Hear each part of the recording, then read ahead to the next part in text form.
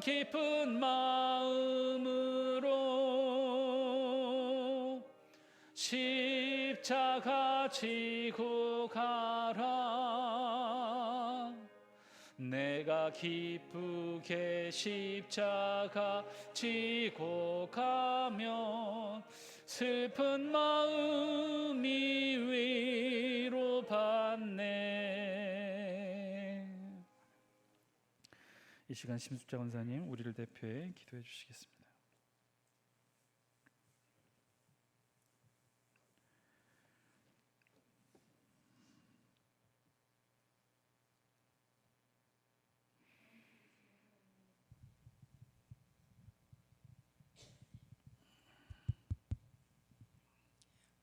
우리를 날마다 주님의 질서 속에 바로 세워주시기에, 또 오늘 우리에게 생명을 회복시켜 주시기에 이 시간 수요 예배를 하늘의 소망과 기쁨으로 맡게 해주신 은혜에 감사를 드립니다. 아멘. 우리의 모든 필요와 소망과 간구를 아시는 주님, 우리를 절망케 하고 지치게 하는 그 모든 것들로부터 우리를 보호해 주시고, 주님의 그 찬란한 빛이 마침내 모든 어둠과 절망과 두려움을 몰아내 주시길 간절히 기도드립니다. 아멘. 여전히 계속되는 코로나로 인해 혼란과 불안 속에 있는 저희와 늘 함께하여 주시옵소서.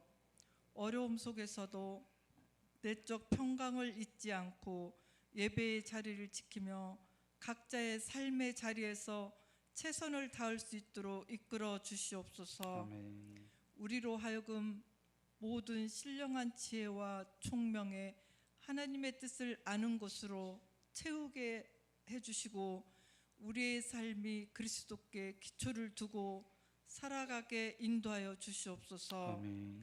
말씀을 통해 확실한 신앙과 영원 불변하는 신앙을 가지도록 인도하여 주시옵소서. 올해도 많은 일꾼들이 임명되었습니다.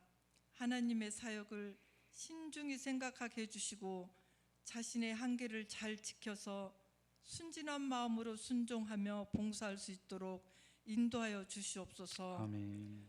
우리의 몸과 마음에 배어든 죄와 허물과 불순종의 습성에서 벗어나 날마다 하나님의 형상다운 삶으로 한 걸음씩 더 나아갈 수 있도록 크신 은혜를 베풀어 주시옵소서. 아멘. 이 시간 말씀을 전해 주실 목사님께도 성령님께서 함께해 주실 것을 믿으며 예수님 이름으로 기도드립니다. 아멘. 아멘.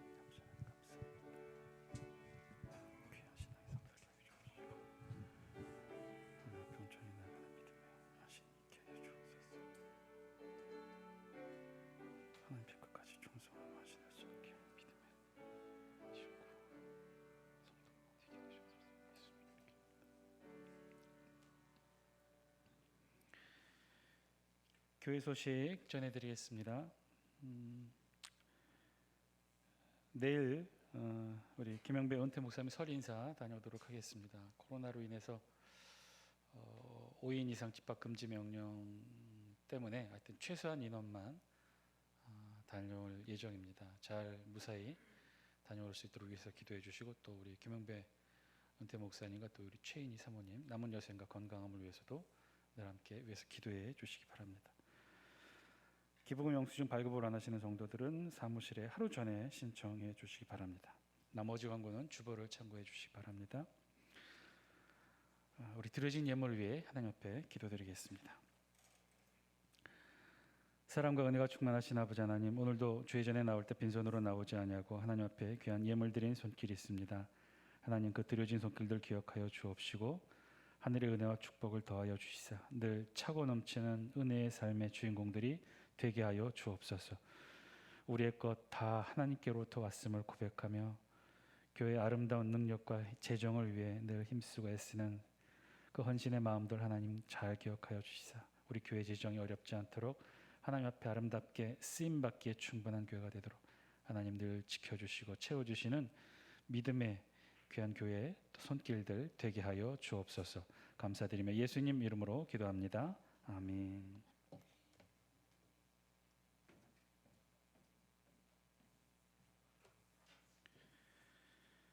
하나님 말씀 봉독하겠습니다.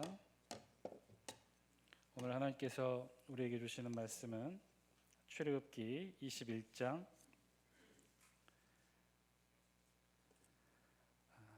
33절부터 22장 4절까지, 출애굽기 21장 33절로 22장 4절까지에 있는 말씀, 저와 여러분이 같이 한 절씩 나누어 교독합니다. 제가 먼저 33절 말씀 읽겠습니다. 사람이 구덩이를 열어두거나 구덩이를 파고 덮지 아니하므로 소나 나귀가 거기에 빠지면 줄 것이요 죽은 것은 그가 차지할 것이니라.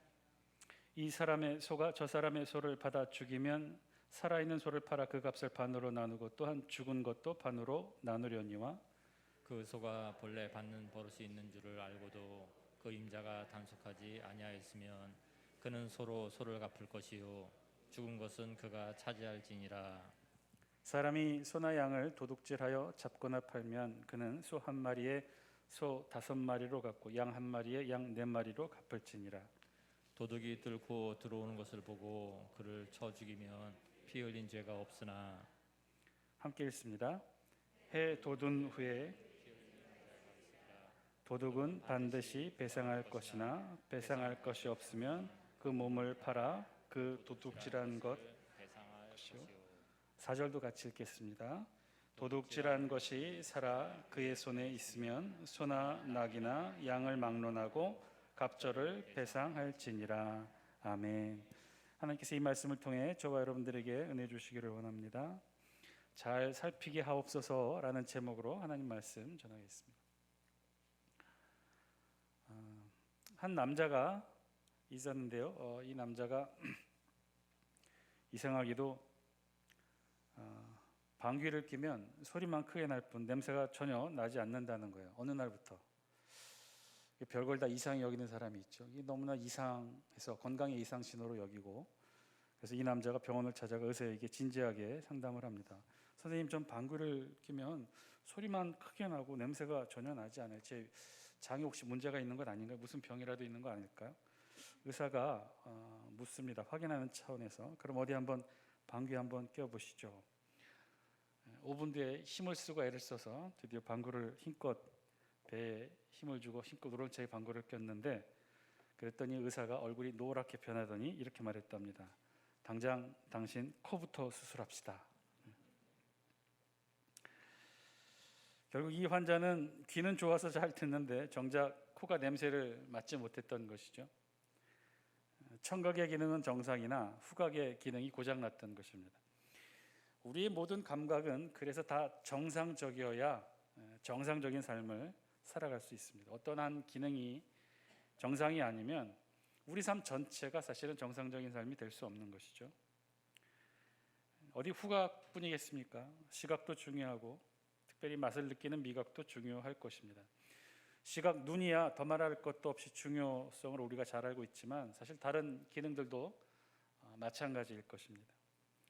맛을 느끼는 미각의 기능을 잃고 산다고 한번 생각해 봅시다. 여러분, 일생을 살아가면서 아무 맛도 느끼지 못하면서 살아가야 되는데 그 삶이 어떻게 행복한 삶이 되겠습니까? 인생의 즐거움 반이 먹는 즐거움이라고 하던데 그 즐거움을 전혀 느끼지 못하면서 살아야 하는 삶이 그 어찌 행복한 삶이라 할 수 있겠습니까? 마찬가지일 겁니다. 인간의 모든 감각 기능은 그래서 그 기능을 다 잘해야 정상적인 삶을 살아갈 수 있게 되는 것이죠. 어디 하나라도 제 기능을 하지 못한 감각이 있다면 우리 삶 전체가 사실 불행한 삶을 살게 될 것입니다. 인간의 육체적 감각만큼이나 사실 또 중요한 감각이 우리의 정서적 감각이죠. 우리의 정서적 감각도 사실은 깨어 있어야 돼요. 육체적 감각이 모두 정상적으로 작동해서 모든 육체적 감각에 민감하게 반응해야 되는 것처럼 우리의 정서적 감각도 사실 굉장히 중요하고, 이 감각이 깨어있지 않는 한 정상적인 정서적인 활동, 서로 감정을 교감하고 이해하고 느끼는 것들, 이런 정상적인 삶이 가능해지게 되는 것이죠. 이 정서적 감각이 무디고 둔감하게 될 때 사실 우리는 많은 것들을 잃어버리게 됩니다. 실제 있었던 일이라고 하는데요. 1500년경 이탈리아의 밀라노에서 있었던 일이라고 합니다. 이탈리아의 그 밀라노에 아주 부유한 실크 판매상, 그러니까 부잣집이죠. 이 부잣집에 부인이 있었어요. 이 부인은 근데 부자답지 않게 늘 검소한 옷차림을 입고 다니는 것으로도 많이 유명해졌는데, 어느 날 이 부인이 이탈리아에서 제일 그림을 잘 그린다는 이 유명한 화가를 찾아갑니다. 그리고 찾아가서는 초상화를 그려달라고 몇 시간을 기다린 끝에 어렵게 부탁을 했어요. 그랬더니 이 유명한 화가가 이 부인의 겉모습, 검소한 옷차림만 보고는 거만한 태도로 이렇게 말했답니다. 나는 너무나 바빠서 그림을 그릴 수가 없습니다. 그러니 저 길 건너 초라한 곳에 가면 일거리가 필요한 젊은 화가가 있을 것입니다. 그 사람에게 가보십시오. 그렇게 찾아간 초라한 곳에 화가가 정말 있었고, 그런데 그 화가의 이름은 다름 아닌 레오나르도 다빈치, 젊은 시절의 레오나르도 다빈치였고요. 그렇게 찾아간 부인의 이름은 리자였다고 합니다. 리자. 마돈나의 뜻이 나의 부인이란 뜻이고요. 이 마돈나의 축약형이 모나랍니다. 모나. 그래서 모나 리자 하면 나의 부인 리자라는 뜻이죠. 바로 그렇게 해서 그려진 그림이 레오나르도 다빈치의 모나리자라는 명화였다고 합니다. 물론 레오나르도 다빈치가 그렸기에 유명한 명화 모나리자가 되었겠지만, 만약에 그 유명한 다른 화가가 이 리자 부인의 그림을 그려서 모나리자를 그렸다면 최소한 다빈치의 명화 모나리자는 있을 수 없었겠죠. 아마 다른 화가의 모나리자가 있었을 것입니다. 우리 신앙의 삶에도 마찬가지라고 생각합니다. 육체적 민감함이 우리의 삶을 정말 살만나게 건강하게 살게 해줄 수 있다면, 마찬가지로 우리 정서적 민감함이 자신에게 찾아오는 특별한 행운을 발견할 수 있게 해주는 것처럼 우리의 영적 민감함이 우리를 또 다른 신앙의 삶의 자리로 우리를 인도하게 되지 않을까요? 오늘 우리 본문에서도요, 사실은 그 주제를 다루고 있어요. 우리의 영적 민감함이 얼마나 중요한지를 다루고 있습니다. 오늘 우리가 함께 읽은 본문은요, 출애굽기 21장 마지막 부분과 22장 앞부분에 기록되어 있는 말씀입니다. 전체적으로는 시내산에서 선포하신 하나님의 율법의 말씀의 기록의 연장선에 있습니다. 우리 출애굽기 20장을 십계명을 필두로 해서 21장부터 쭉 언약서에 기록된 여러 가지 율법의 말씀들이 기록되어 있죠. 우리 앞으로도 계속해서 이 출애굽기의 말씀의 핵심, 율법에 있는 말씀들을 하나하나 좀 자세하게 살펴보게 될 텐데, 여러분 그 의미가 무엇일까요? 우리 계속해서 여러분과 함께 나누면서 제가 강조했던 말씀, 이 출애굽의 의미, 출애굽의 진짜 의미가 무엇이었을까? 하나님은 왜 이스라엘 백성들을 출애굽시키셨을까? 그 진짜 목적이 무엇이었을까? 만약에 애굽의 노예로 있던 이스라엘 백성들에게 자유를 주기 위한 하나님의 목적이었다면 출애굽 이후 홍해를 건넌 것으로 그 목적은 다 했을 거예요. 만약에 이스라엘 백성들에게 자유뿐만 아니라 가나안 땅을 주시기를 원하셨다면 홍해가 아닌 바로 위에 있는 해변길로 열흘 정도 걸리면 바로 가나안 남부로 진입하게 될 수 있었을 것입니다. 그런데 하나님, 우리가 살펴본 것처럼 그렇게 하지 않으셨어요. 출애굽 이후 이스라엘 백성들을 하나님이 그렇게 인도하지 않으셨다는 거예요. 하나님은 가나안 땅 지름길 해변길로 이스라엘을 인도하신 것이 아니라 정반대로 시나이 반도 남쪽 끝까지 이스라엘 백성들을 인도하십니다. 왜 그랬을까?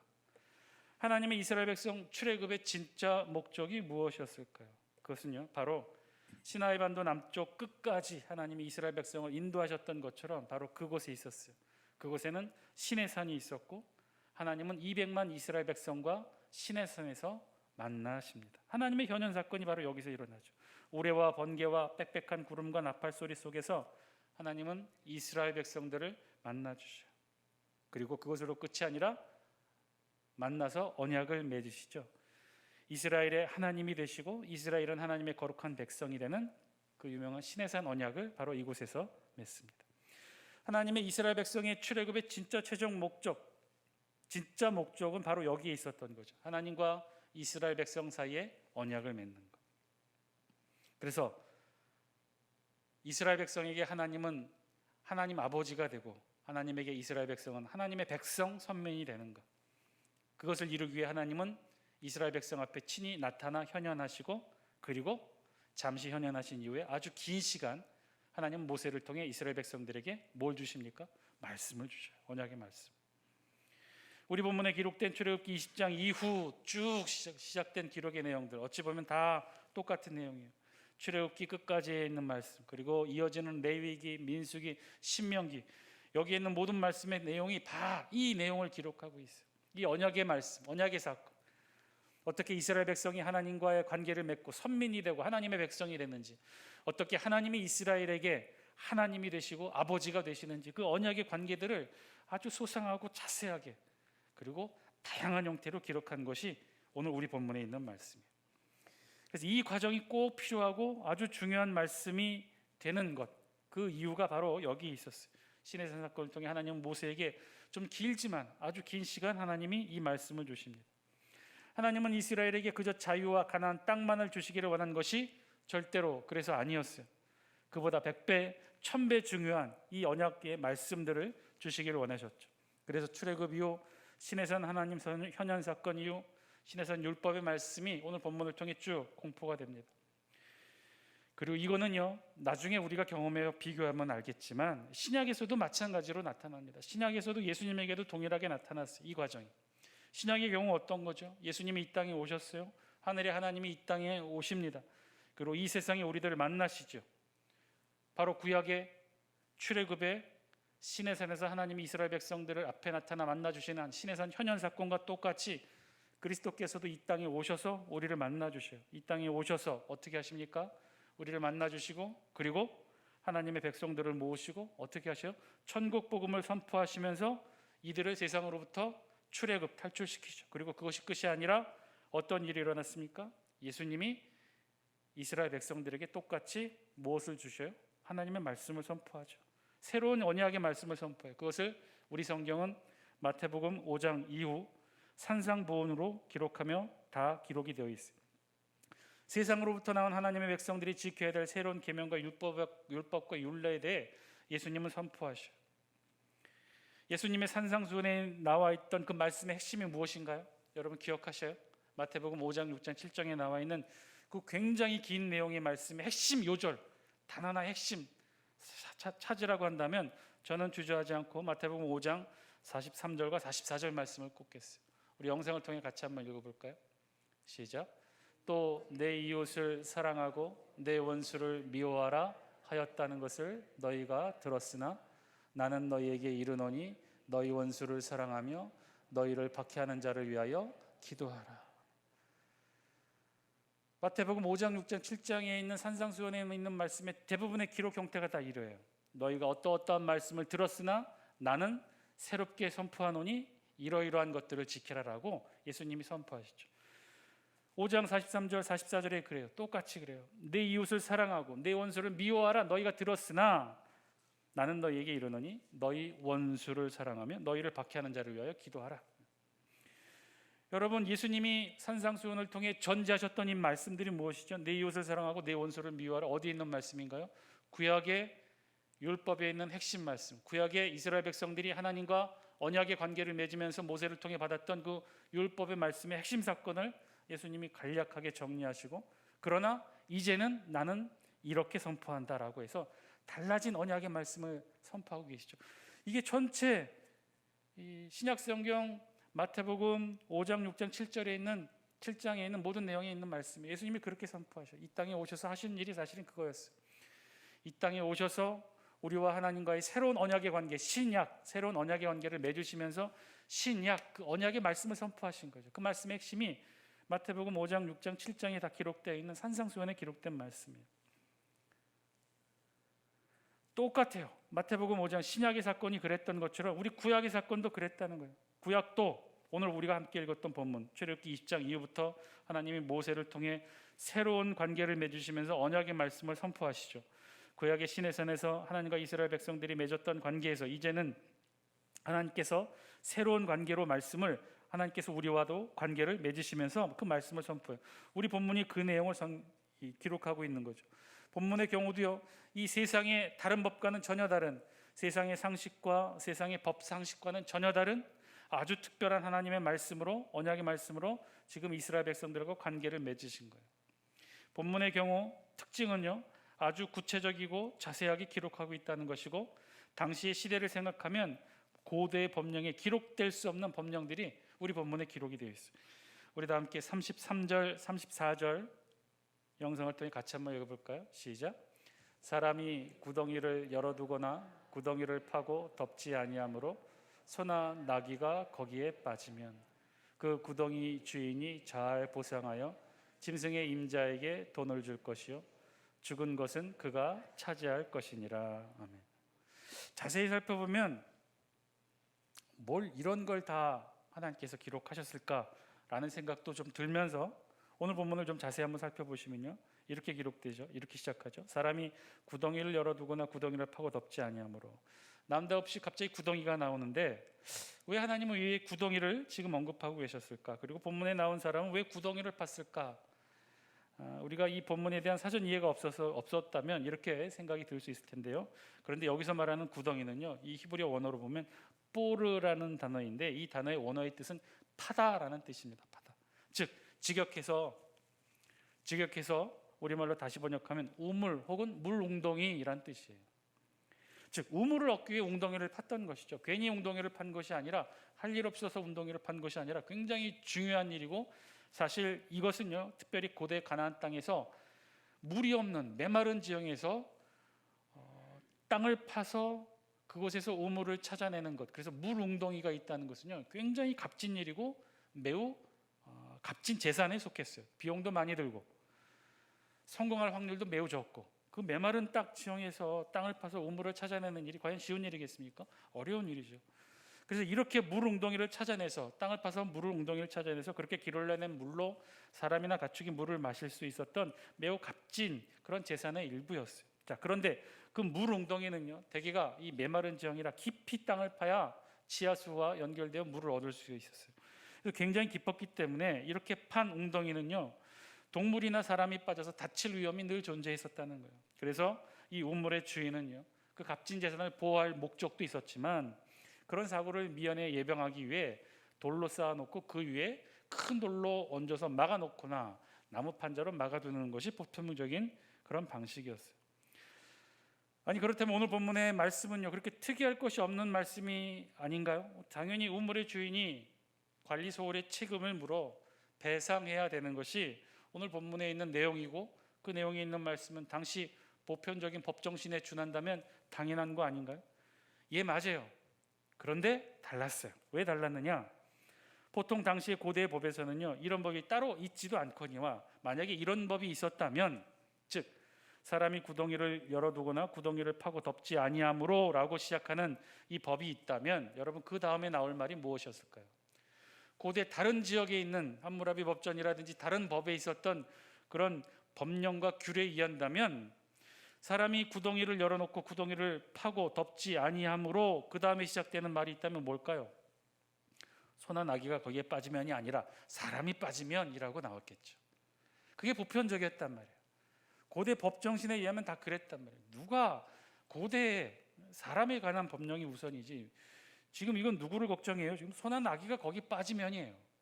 물론 그 소나 나귀의 주인에 따른, 재물의 손괴에 따른 보상을 다루고 있긴 하지만 중요한 건 사람이 아니었어요. 소나 나귀였다는 거예요. 오늘 우리 본문에서는요, 사람이 빠져서 상하거나 죽게 되면 당연히 우물의 주인이 처벌받게 되는 것은 물론이거니와 앞에 있는 다른 법조항들로부터 그것을 포함했을 뿐만 아니라, 더 중요한 건 사람이 아니라 짐승인 경우에도 이 법은 적용되어진다는 거예요.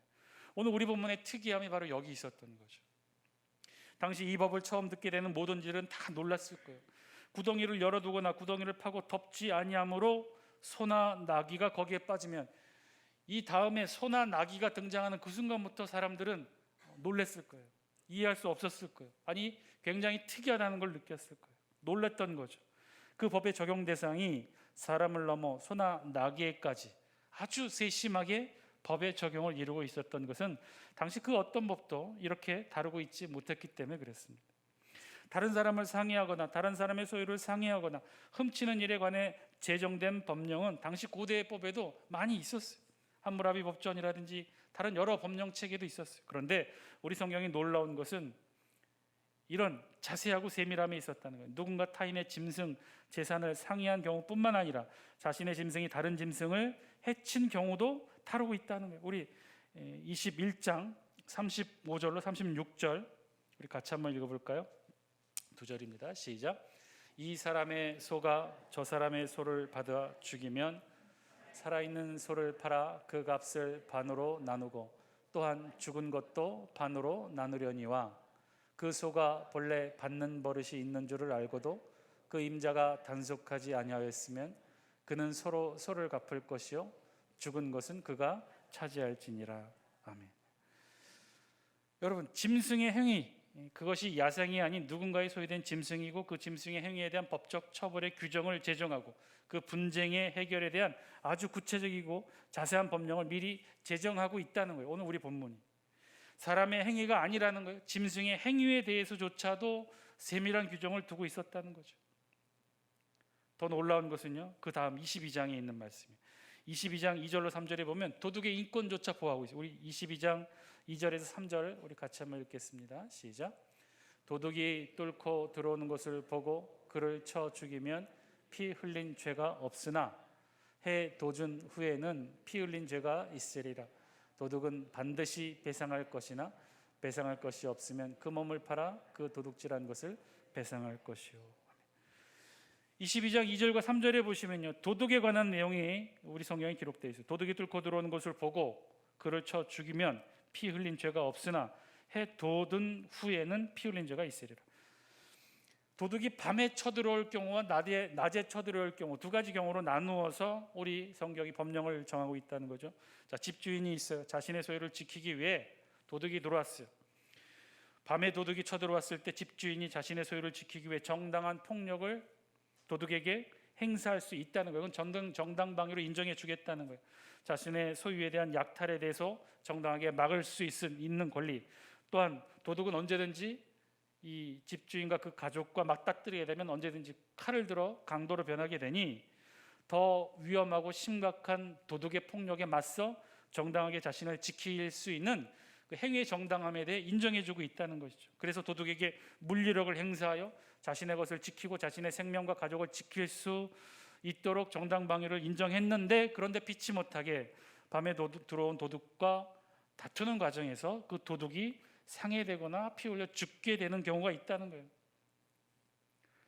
그런 경우는요, 피 흘린 죄가 없다라고 했어요. 그 정당방위로 인정해 주겠다는 거예요. 그렇게 해서 도둑을 상해하거나 죽게 해도 이 집주인에게는 죄가 없다는 거예요. 그런데 상황이 낮이라면 달라진다는 거예요. 낮에는 그런 주인의 물리력 정당방위로 인정되지 아니하고 도둑의 피 흘림에 대한 보상을 주인이 해 주어야 한다는 거예요. 이것은 도둑의 인권을 보장한 아마 인류 최초의 법령이기도 할 거예요. 그래서 이런 부분이 당시 그 어디에도 없는 신해산 율법에 대해서 의심하는 일부 학자들도 있어요. 이 출애굽기의 기록 연대가 출애굽할 당시가 아닌 실제로 수집되고 편집되었던 시기는 한참 지난 바벨론 포로기에 있었으니 그때 이 내용이 기록된 것이 아닌가, 그렇게 의심하는 사람들도 있어요. 그런데 그것은 어디까지나 수집과 편집의 시기가 그렇고 그 말씀이 실제로 기록되고 아주 오랜 시간 전승되어 온 것은 분명히 출애굽 당시 모세로부터 시작된 것은 분명하다는 면에서 이런 의심은 부정될 것입니다. 그러나 오히려 그럴 정도로 지금 우리 본문의 신해산 율법은요, 너무나 세세해요. 아주 상세해요. 오히려 우리 본문을 통해서 출애굽 당시 시내산에서 선포된 시내산 언약이 얼마나 더 정교하고 세심하고 인간을 배려하고 자상한 하나님의 그 마음을 드러내는 법인가를 오늘 우리 성경이 반증하는 사례이기도 해요. 해 돋은 후에는 피 흘린 죄가 있으리라.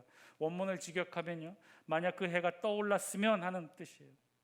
영어 번역성에서는 그래서 이것을 낮 동안에 라고 의역을 합니다. 밤의 경우와 달리 낮에 침입한 도적을 상해하는 경우, 간단한 물리적 충돌의 경우는 상관없겠지만 피를 흘려 도둑을 죽게 했다면 이것은 밤과 달리 처벌받는다는 거예요. 정당방위로 인정받을 수 없다는 것이죠. 왜 그랬을까요? 왜 낮과 밤이 다르게 적용되었을까요? 낮 시간에는 주인에게 도적을 퇴치시킬 수 있는 여러 가지 다른 방법이 있었기 때문이었다는 거예요. 주인은 도적의 행동 거지를 좀 더 면밀히 지켜보고 잘 대처할 기회와 방법이 있었다는 것이죠. 밤과는 달리 낮에는요, 주변에 부를 사람, 또 낮에는 많은 사람들이 깨어 있는 상황, 그리고 볼 수 있었다는 거예요. 우발적이고 실수로 인해 상대를 피 흘리게 하여 죽게 할 방법을 면하게 할 수 있는 여러 가지 방법이 있었다는 것이죠. 혼자 힘들면 이웃의 도움을 청할 수도 있었을 거라는 거예요. 그리고 보다 근본적인 이유는요, 낮과 밤을 구분하여 달리 적용한 이유는 따로 있었어요. 그것은요, 불가항력적인 경우를 제외하고, 정말 어쩔 수 없는 경우를 제외하고 어떠한 이유로라도 폭력과 살인의 악행을 예방하고 범죄자라 할지라도 그의 생명을 가볍게 보지 않으시는 하나님의 깊은 사랑의 마음이 이 시내산 언약에는 담겨 있었던 것이죠. 바로 이런 점이 시내산 법령 제정의 목적이 드러나기도 합니다. 하나님은요, 시내산 언약을 통해 인간 생명이 존중되고 보호받고, 또 그 가운데 하나님이 주신 생명이 온전히 유지되고 보호되고, 그래서 그 하나님의 생명 주심이 찬양받게 하는 것, 인간의 생명 존중을 통해 하나님의 사랑이 드러나게 되는 것. 비록 도둑이라 할지라도, 아니 그가 도둑이어서도 오히려 보호받고 존중되어야 되고, 도둑으로 살아갈지라도 그 생명을 주신 분은 하나님이시기에 당연히 보호받고 존중받아야 한다는 시내산 율법의 핵심 강령이 바로 오늘 우리 본문에 담겨 있었던 거죠. 그래서 도둑의 인권과 생명을 존중하는 것으로 결국 그 생명을 허락하시고 창조하신 하나님께 복종하라는 거예요. 도둑조차도 그 생명의 존엄함을 인정해 줘야 되는데, 그 이유가 그 도둑이 존귀해서가 아니라 그 도둑에게 생명을 주신, 그 생명을 창조하신 하나님의 그 창조의 능력에 복종하고 순종하라는 뜻인 거죠. 오늘 이 말씀을 통해 저와 여러분 모두에게도 주신 하나님의 음성 들을 수 있게 되길 바랍니다.